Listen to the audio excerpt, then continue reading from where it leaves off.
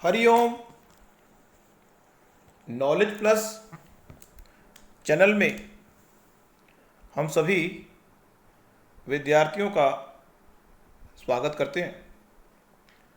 आज Hariom astrology class number 166 महाविस्फोटक talk के अंदर 3 कंसेप्ट आपको बताने का प्रयास कर रहे हैं। बड़े ही पावरफुल 3 कंसेप्ट हैं। आप अपनी कुंडली में, अपने क्लाइंट की कुंडली में या अपने रिलेटिव की कुंडली में चेकआउट कर सकते हैं। एग्जाम्पल से समझाने का प्रयास कर रहे हैं। किस तरह से ये कुंडली पे पढ़ते हैं, हम एक एग्जाम्पल से, एक कुंडली के माध्यम से आपको समझाने का प्रयास कर रहे हैं। और आप विशेषकर अपने क्लाइंट की या किसी की कुंडली को भी चेकआउट करने के लिए इसकी उपयोगिता का लाभ जरूर ले सकते हैं। कंसेप्ट ये है कि आपको हम बता चुके हैं कि D1 कुंडली आपके जीवन का पहला पड़ाव है और D9 कुंडली आपके जीवन का दूसरा पड़ाव है। हम ये भी कह सकते हैं कि जो D1 कुंडली है आपके 30 साल के टाइम पीरियड को बताने की कुंडली है और 30 साल के बाद 31वें साल से जब तक आपकी मृत्यु ना हो जाए तब तक जो कुंडली है वो D9 कुंडली है। या फिर हम ये भी कहते हैं कि व्यक्ति की जो इंटरनल फीलिंग है वो D9 कुंडली है और व्यक्ति की जो एक्सटर्नल फीलिंग है वो D1 कुंडली है।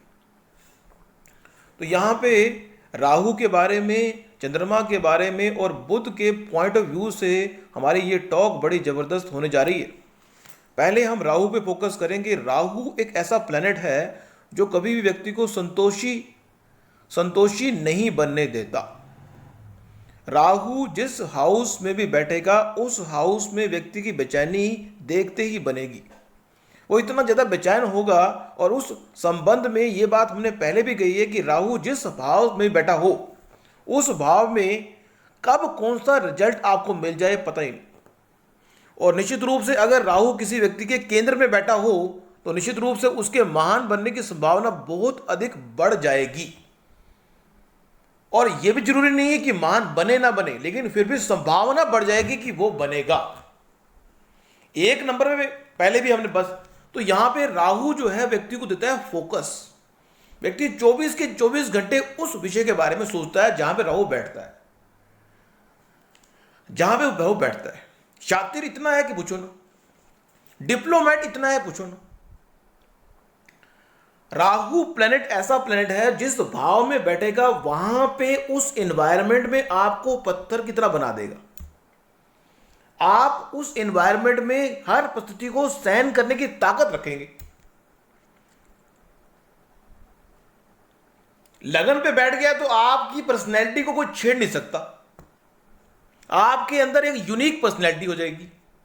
अगर दूसरे भाव में बैठ गया तो आप पैसे के संबंध में कभी भी संतुष्ट नहीं होंगे। तीसरे भाव में बैठ गया, हमने बता चुके हैं, तो ताकत के लिए कभी हमेशा आप फाइट करेंगे। हमेशा आपका फोकस ताकत होगा।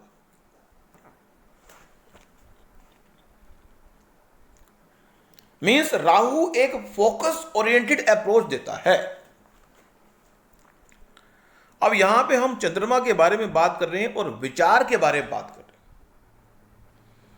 हैं। इस संसार में जो विचार है, कुंडली में विचार कहां से आ रहा है? विचार एक है भाव के हिसाब से विचार को चेकआउट करना, एक है प्लेनेट के हिसाब से विचार को चेकआउट करना। हम व्यक्ति के विचार को अगर चेकआउट करना चाहते हैं कुंडली में कि उसके अंदर कैसे विचार आएंगे, तो हमें 4th भाव को देखना है। भाव इज ऑलवेज ग्रेटर देन राशि, हमने राशि भी बताया। तो यहां पे 3 कंसेप्ट ले लें हम। किसी व्यक्ति के विचारों को चेकआउट करने के लिए 3 कंसेप्ट यदि हम D1 कुंडली में देख लें और D9 कुंडली में देख लें तो हमें यह बात स्पष्ट हो जाएगी कि व्यक्ति जीवन के पहले पड़ाव में किस तरह से अपने विचार को विचार करने के बाद ही व्यक्ति एक्शन लेता है। विचार करने के बाद, अगर आप कुछ सोच रहे हैं, सोचने के बाद ही एक्शन लेंगे। तो हम एक कुंडली जो कि मीन लगन की है उसमें इस एग्जाम्पल को फिट करके आपको बता रहे हैं बस सिर्फ। आप अपने आप चेकआउट करें कि आपकी मीन लगन की कुंडली है या कोई भी एग्जाम्पल को देखें कैसे हम इसको आइडेंटिफाई कर रहे हैं। मीन लगन की कुंडली है, तीसरे भाव में शनि महाराज जी हैं, चौथे भाव में चंद्रमा और केतु हैं। हम D1 कुंडली को ये देखने का प्रयास कर रहे हैं। मान लीजिए ये D1 कुंडली है, D1 कुंडली में हम ये बताने का प्रयास कर रहे हैं कि किस तरह से इसको इवेल्युएट करेंगे कि अगर किसी व्यक्ति की मीन लगन की कुंडली है, तीन चीजों को हमें देखना है। उस व्यक्ति के मन में विचार कैसे आएंगे, ये तीन बातें निर्धारित करेंगी। एक है राशि, एक है भाव और एक है प्लेनेट जो कि है बुध। ये तीन बातें डिसाइड करेंगे कि व्यक्ति किस तरह के विचारों से अपने आप को ड्राइव कर रहा है, उसके पास कैसे विचार आएंगे, कहां से वो विचार लेगा। पहला स्तंभ है फोर्थ भाव। पहला जो बात है वो है फोर्थ भाव। किसी व्यक्ति की कुंडली में भी फोर्थ भाव एक ड्राइविंग फोर्स है विचारों को देने का। दूसरा पॉइंट है कि उस फोर्थ भाव में कौन सी राशि आ रही है। तीसरा है कि वो उसकी कुंडली में बुध महाराज जी कहां पर जाके बैठ गए। ये तीन बातें उस व्यक्ति के विचार को चेकआउट करने के लिए है। हमने एक कुंडली आपको समझाने के लिए बताई है। यहां पे मीन लगन की कुंडली है, तीसरे भाव में शनि महाराज, चौथे भाव में चंद्रमा और केतु और आठवें भाव में बुध महाराज जी बैठे हुए। यह कुंडली हमने बनाने का प्रयास किया और बुध कहां बैठे हैं। अब यहां पे फोर्थ भाव को देखें तो फोर्थ भाव क्या है, फोर्थ भाव विचारों का है और फोर्थ भाव के अंदर चंद्रमा बैठ गया। तो यहां पे चंद्रमा मीन्स माता विचारों को प्रभावित करने का एक महत्वपूर्ण फैक्टर बन गया और साथ में बैठा हुआ केतु। तो माता और केतु विचारों को प्रभावित करेंगे, साथ में बुध उसका मालिक भी है।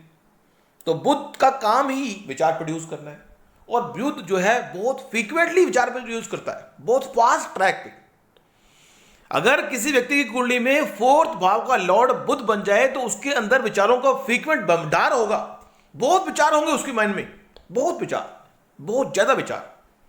फोर्थ भाव का मालिक किसी व्यक्ति की कुंडली में भी अगर बुध बन जाए, अब यहां पे बात ये तो आगे विचार बहुत होंगे। मां से विचार लेगा व्यक्ति क्योंकि चंद्रमा है। केतु मीन्स ऐसे विचार भी आएंगे जो बिना मतलब के होंगे, जिसमें बुद्धि की जरूरत नहीं होगी, बेवकूफों वाले विचार भी आ सकते हैं क्योंकि चंद्रमा के साथ केतु बैठा हुआ। और फिर वो जाके बैठा कहां पे, एट्थ भाव में वो विचार सीक्रेट विचार। जब भी विचार करेगा तो व्यक्ति सीक्रेट विचारों पे बात करेगा क्योंकि बुध। तो यहां पे भाव का मालिक बुध बनते हुए और बुध को हमने विचारों के रूप में भी देखना है। और कौन सा विचार लेगा बुध, सीक्रेट विचार लेगा। तो कहने का पर्पज यह है कि किसी व्यक्ति की कुंडली में भी यह बात अगर चेकआउट की जाए कि फोर्थ भाव का मालिक कहां बैठा है, तो एक पॉइंट है कि फोर्थ भाव का मालिक जहां बैठा है वहां पे वो जो एनवायरमेंट है, वो वहां पे जो राशि है, उस तरह के विचार उसके बाय डिफॉल्ट आएंगे। दूसरा पॉइंट, फोर्थ भाव में क्या स्थिति है वो विचार आएंगे। तीसरा कि फोर्थ भाव की कंडीशन क्या है, उस भाव को कौन देख रहा है, उस तरह के विचार भी आ सकते हैं। इस फोर्थ भाव को राहु भी देख रहा है, फोर्थ भाव को यहां पे इस कुंडली में गुरु भी देख रहा है, शुक्र भी देख रहा है, सूर्य भी देख रहा है। मैं गुरु देख रहा है, शुक्र और सूर्य को छोड़ दें तो गुरु की जो पांचवी दृष्टि है, 1 2 3 4 5। तो कहने का पर्पज ये है,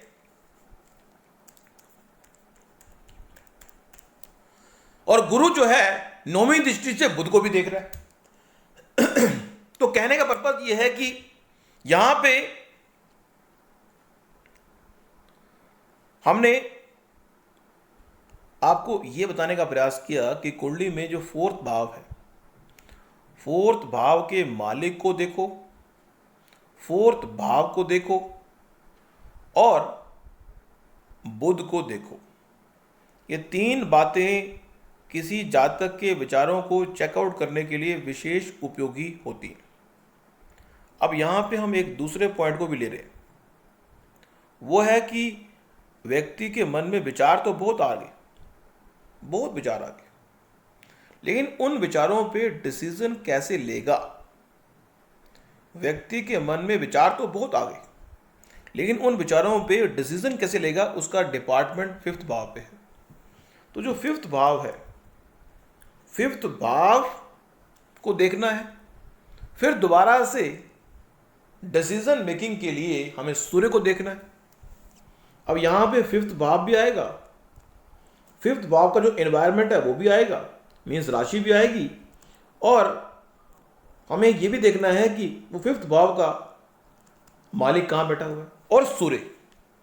ये तीन बातें व्यक्ति के डिसीजन मेकिंग को प्रभावित करती हैं कि व्यक्ति का जो डिसीजन मेकिंग प्रोसेस है वो सूर्य द्वारा प्रभावित होता है, या फिफ्थ भाव में कौन सी राशि बैठी हुई है।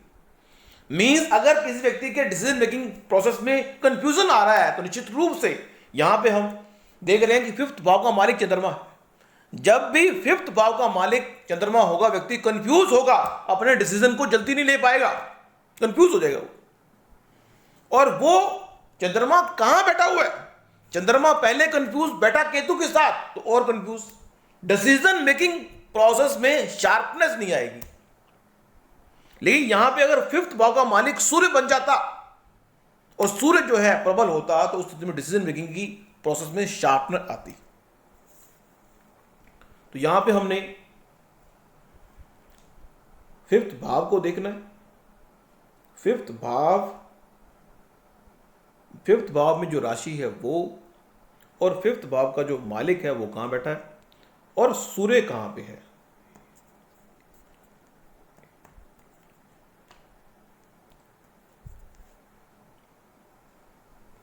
तो इस तरह से आज की इस टॉक में हमने कुंडली में किस तरह से हम व्यक्ति के विचार को चेकआउट कर सकते हैं, व्यक्ति किस तरह से डिसीजन लेता है उसको चेकआउट कर सकते हैं, दो बातें हमने बताने का प्रयास किया आपको।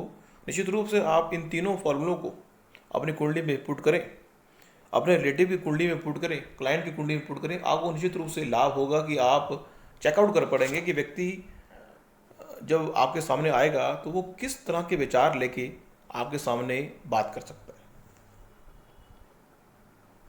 और किस तरह से वो डिसीजन लेगा। व्यक्ति की डिसीजन मेकिंग क्षमता के लिए फिफ्थ भाव, व्यक्ति की विचारों का स्टफ देखने के लिए हमारा फोर्थ भाव काम करता है। Thank you so much for listening and always putting Hari Om Knowledge plus.